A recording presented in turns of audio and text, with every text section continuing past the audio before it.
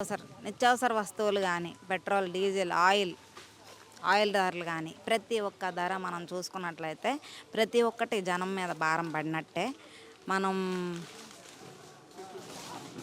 గతంలో జగన్మోహన్ రెడ్డి గారి పాలనకి, ఇప్పుడున్న చంద్రబాబు నాయుడు గారి పాలనకి తేడా ఏంటంటారు?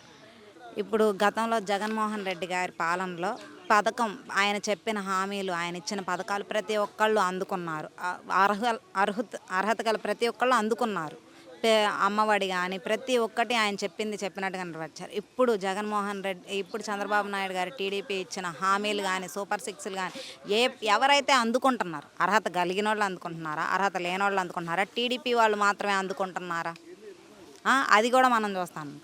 మనం కులం లేదు, మతం లేదు, రాజకీయం లేదు, అది లేదని చెప్పేసి జగన్ గారు అట్లా మాట్లాడుతుంటే మన పార్టీ వాళ్ళ వరకే ఆ పథకాలు అందాలి, మన పార్టీ వాళ్ళ వరకే రావాలి అన్నది చంద్రబాబు నాయుడు గారి మాటలు. గతంలో ఎలక్షన్ ముందు చంద్రబాబు నాయుడు గారు జగన్మోహన్ రెడ్డి బాధేస్తున్నాడు అన్నారుగా.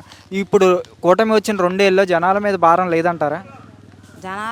కూటమి వచ్చిన 2 ఏళ్ళలో జనాల మీద భారం చాలా ఉంది.